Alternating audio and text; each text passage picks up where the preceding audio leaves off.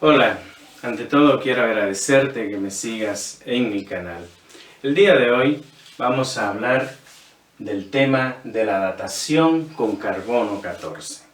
Quiero aquí mostrarte en qué consiste este procedimiento propuesto allá por los años de 1950 por el químico norteamericano Willard Libby, que de hecho posteriormente, en 1960, recibió el Premio Nobel de Química por el desarrollo de esta técnica, por la importancia que ha tenido en la ciencia, sobre todo en la antropología y la arqueología. Bien, para entender esta técnica de datación con carbono 14 o datación con radiocarbono o fechado con carbono 14, todas esas frases son la misma, hay varias piezas del rompecabezas que debemos poner juntas. Vamos a comenzar con la primera. Lo primero es entender qué es el carbono 14. El carbono 14 es un isótopo del carbono. Un isótopo que tiene 6 protones, porque es carbono, y tiene 8 neutrones. Cabe señalar que el carbono, como cualquier elemento de la tabla periódica, tiene diferentes isótopos. Isótopos importantes del carbono son el carbono 14, por la aplicación que tiene aquí, el carbono 12, que es el carbono ordinario, digamos, que encontramos en las moléculas biológicas, también el carbono 13, son isótopos, el carbono 12 y el carbono 13 estables, pero el carbono 14 es un isótopo no estable, es un isótopo radiactivo. Y es un isótopo que decae vía beta menos, porque como ya señalé, aquí tenemos 8 neutrones y tenemos 6 protones.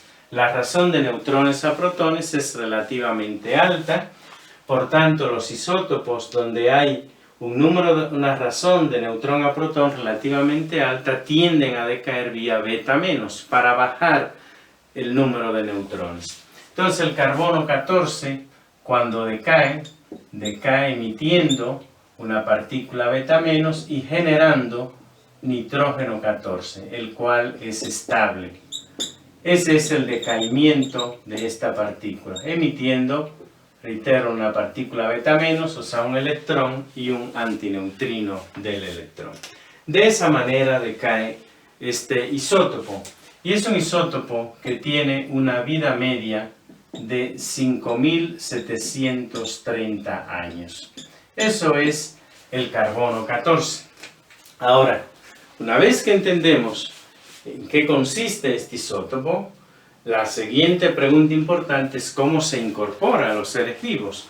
Porque si vamos a usar el carbono 14 para datar a un fósil, por ejemplo, es porque debe estar presente ahí. ¿Cómo es que el carbono 14 llega a los seres vivos? La razón es la siguiente. Del espacio interestelar llega una lluvia permanente de radiación que llamamos rayos cósmicos. Esos rayos cósmicos son esencialmente protones de muy alta energía. ¿De dónde proceden y cómo alcanzan esa energía? Es aún un tema de debate científico. Cuando esos protones de alta energía llegan a la atmósfera terrestre, interaccionan con los gases de la atmósfera produciendo una lluvia de partículas. Y dentro de esas partículas se liberan neutrones, entre muchas otras más. Esos neutrones son particularmente importantes para nosotros en este tema. ¿Por qué? Porque los neutrones pueden reaccionar, llevar a cabo una reacción nuclear, no química, con el nitrógeno 14. Resulta que el nitrógeno es el gas más abundante, sobre todo en la alta atmósfera de la Tierra. Entonces, cuando esos neutrones bombardean a los núcleos de nitrógeno, se produce carbono 14, justamente más un protón, que lo voy a representar aquí como un núcleo de hidrógeno 1. Esa reacción nuclear tiene lugar en la atmósfera terrestre, en las capas superiores de la atmósfera terrestre, produciéndose entonces el carbono 14. Y fíjate que aquí se produce una especie de ciclo del carbono-nitrógeno, porque los neutrones golpean a los núcleos de nitrógeno se produce carbono 14, el cual luego decae produciendo nuevamente nitrógeno. Es decir, que la concentración de carbono 14 en la atmósfera se mantiene más o menos constante. Decimos que está en equilibrio, porque se produce constantemente carbono 14, decae nitrógeno, vuelve y se produce, se encuentra en equilibrio. Pero en la atmósfera también hay una gran cantidad de carbono 12, por ejemplo, que es el carbono ordinario. De tal manera que la razón atmosférica de carbono 14 a carbono 12 decimos que es aproximadamente constante. O lo que es lo mismo, decimos que está en equilibrio la proporción de carbono 14 a carbono 12. Pero bien, todavía no he dicho cómo es que llega a los seres vivos. Una vez que hemos generado por esta reacción nuclear en la atmósfera el carbono 14, ese carbono 14 ahora puede reaccionar químicamente, no nuclearmente, químicamente con moléculas de oxígeno que hay en la atmósfera. Y se produce entonces CO2, pero CO2 14. Cabe señalar que en la atmósfera hay también una gran cantidad de CO2 normal, que es el CO2 12. Y por tanto, la razón de carbono de CO2 14 a CO2 normal o CO2 12 se mantiene también en equilibrio. Este CO2 12 sabemos que está en la atmósfera por los gases, por ejemplo, que se producen debido a procesos industriales, pero aún al margen de esos procesos industriales, aún mucho antes del desarrollo industrial, la atmósfera de la Tierra estaba cargada de CO2 porque los animales, cuando respiramos, por ejemplo, exhalamos gran cantidad de CO2. Podemos entonces decir hasta aquí que en la atmósfera se produce carbono 14 debido a la interacción de los rayos cósmicos con la atmósfera, que la razón de carbono 14 a carbono 12 se mantiene en equilibrio, es constante, y que hay la producción de dióxido de carbono 14 de manera constante. Ahora, químicamente estos dos dióxidos de carbono son muy similares, porque las propiedades químicas de un elemento, de una sustancia, están dadas por los electrones de valencia. La diferencia aquí entre estos carbonos es a nivel nuclear. Este tiene 8 neutrones, este tiene 6 neutrones, pero a nivel de electrones de valencia son similares. Por tanto, estos dos dióxidos de carbono tienen propiedades químicas muy similares. El dióxido de carbono es incorporado a las plantas, es usado por las plantas en el proceso de fotosíntesis. Para la planta no hay diferencia química entre el dióxido de carbono 14 y el dióxido de carbono 12. Por tanto, la planta incorpora dióxido de carbono, el que sea, y en la planta entonces la proporción de dióxido de carbono 14 a dióxido de carbono 12 se mantiene también en equilibrio, digamos similar a la atmosférica. Luego los animales comen esas plantas o comen animales que han comido esas plantas, entre ellos los seres humanos, e incorporamos entonces el carbono 14 a nuestro organismo. De esa forma es que el carbono 14 llega a los seres vivos, a las plantas, a los animales. Y la razón de carbono 14 a carbono 12 en esos seres vivos, los animales, las plantas, está en equilibrio, es similar a la atmosférica. Ahora, cuando una planta muere, cuando un animal muere, se deja de incorporar el carbono 14 y todo el carbono 14 que hay en ese momento continúa decayendo a una tasa constante. De tal manera que cuando ha pasado un tiempo suficientemente largo, unos miles de años por ejemplo, ya la proporción de carbono 14 que hay en ese fósil es menor a cuando ese animal o esa planta estaba viva. Si logramos determinar en cuánto se ha reducido el carbono 14 respecto al nivel de equilibrio y conociendo la vida media de él, podemos entonces estimar el tiempo que tiene esa planta, ese árbol o ese animal que ha muerto. Es decir, podemos estimar la edad de ese fósil. De esa forma funciona la técnica de datación con carbono 14. Una técnica que vino a revolucionar algunos campos de la ciencia como la antropología y la arqueología. Te he mostrado entonces aquí las varias piezas, digamos, lo llamo así, del rompecabezas que debemos entender para comprender cómo funciona la datación con carbono 14. ¿Qué es el carbono 14? ¿Cómo se genera en la atmósfera y cómo se incorpora a los seres vivos? ¿Y cómo es que podemos utilizarlo entonces para determinar la edad de un fósil? Bien, voy ahora, para cerrar este video, a aplicar esta idea a un problema real. La datación de unas pinturas rupestres encontradas en una caverna en Francia, que se ha logrado hacer utilizando carbono 14. Voy aquí a colocar los datos del problema y vamos a resolverlo ahora. Bien, para terminar el video, vamos entonces a resolver un problema que dice lo siguiente. Determinar la edad aproximada de una pieza de madera quemada si se determinó que 85.5% de su carbono 14 encontrado en los árboles vivos del mismo tipo se había desintegrado. Entonces, ¿qué es lo que tenemos que hacer aquí? En realidad es una aplicación de la ley del decaimiento radiactivo. Recordar que estamos trabajando con el isótopo carbono 14 y que la vida media del carbono 14 es de 5.730 años. Sin embargo, quiero hacer aquí una pequeña aclaración que vale la pena tenerlo en cuenta.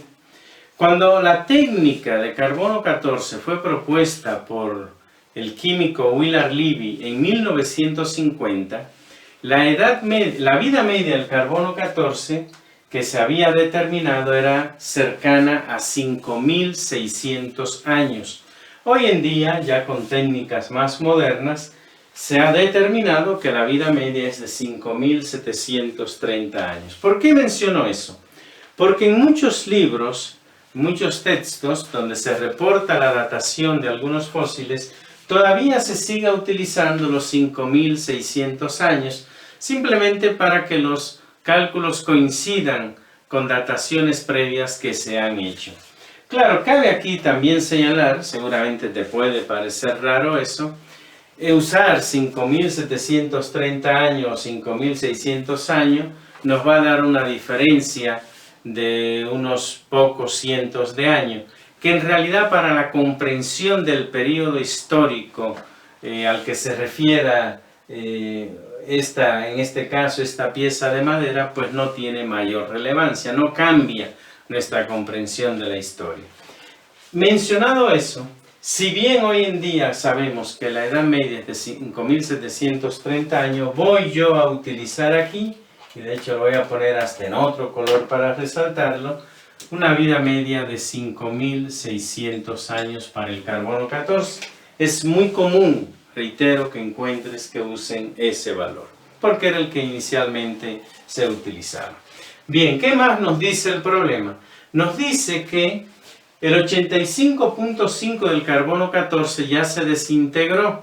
Es decir, que la cantidad de carbono 14 o la actividad, lo puedo hacer el cálculo de las dos maneras, ver el número de átomos o ver la actividad de carbono 14 en el momento en que se hace la datación de esa pieza es solamente 14.5% de la actividad inicial.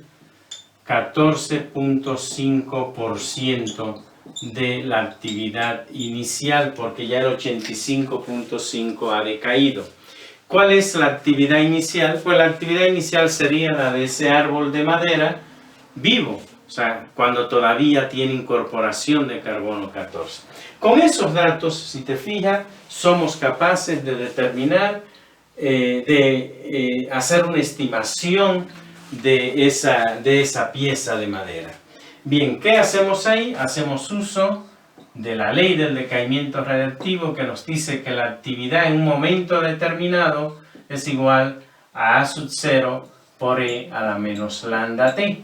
de esa manera, donde lambda es la constante de decaimiento del isótopo, en este caso del carbono 14, y lambda está relacionada a la vida media como logaritmo natural de 2 entre t un medio. Si no recuerdas bien esta parte de la ley del decaimiento radiactivo, reitero, en mi canal hay una lista de reproducción que se llama Física Nuclear, y ahí hay un video justamente que habla extensamente de la ley del decaimiento radiactivo. Entonces podemos nosotros aquí calcular a lambda porque tenemos la vida media. Logaritmo natural de 2 es 0.693 y lambda es 5600 años. La vida media nos va a dar en unidades inversas de año. Entonces, si hacemos el cociente de 0.693 entre 5600, eso nos da 1.24 aproximando por 10 a la menos 4. Digamos que esto es aproximadamente 1.24 por 10 a la menos 4 años a la menos 1. En esa unidad quedaría. Bien, ya tenemos lambda, tenemos la actividad que es 14.5 de A0, podemos encontrar el tiempo. Este tiempo es el tiempo justamente que tiene esa pieza de madera quemada. Entonces, A es 14.5 de A0, entonces lo podemos escribir como 0.145 A0, eso es A, igual a A0 por E a la menos lambda, que ya sabemos que vale 1.24 por 10 a la menos 4, y eso por T. Si te fijas, conocemos todo, esto se elimina, y lo único que necesitamos es calcular ese tiempo. Aplico logaritmo natural de ambos lados, logaritmo natural de 0.145 será igual a menos 1.24 por 10 a la menos 4t, y de ahí el tiempo es simplemente dividir el logaritmo natural de 0.145, que dará negativo, entre este número negativo da un tiempo positivo como debe ser. El logaritmo natural de 0.145 me da un valor negativo, menos 1.93, eso lo vamos a dividir entre menos 1.24 por 10 a la menos 4, y eso nos da aproximadamente 15.600 años. Estoy aproximando el valor, entonces el tiempo es de 15.600 años. Esa es la vida de la edad de esa pieza de madera quemada. Fíjate que la aplicación es relativamente simple. Lo más interesante en realidad en la técnica de datación de carbono 14 es entender el procedimiento, justamente lo que te expliqué hace un momento. Cómo se genera el carbono 14, cómo se incorpora al organismo, y luego darse cuenta que al incorporarse al organismo puede ser utilizado justamente para datar, para estimar una edad de un fósil. En esa manera se aplica, aquí lo hemos aplicado a una pieza de madera encontrada en una caverna en Francia, y se utiliza entonces para datar, para estimar la edad de algunas pinturas rupestres en esa caverna. Bien, ojalá que este video donde te he presentado esta técnica de la datación de carbono 14, la forma en que te la he presentado, te haya parecido interesante, haya sido clara. Si te ha gustado el video, te invito a que le des like, te invito a que si tienes algún comentario me lo dejes. Para mí es importante conocer tu opinión sobre la explicación del video, y sobre todo reiterarte la invitación a que me sigas, a que te suscribas a mi canal, y si estás suscrito no olvides activar la campana para que así puedas recibir las notificaciones cada vez que haya un nuevo video.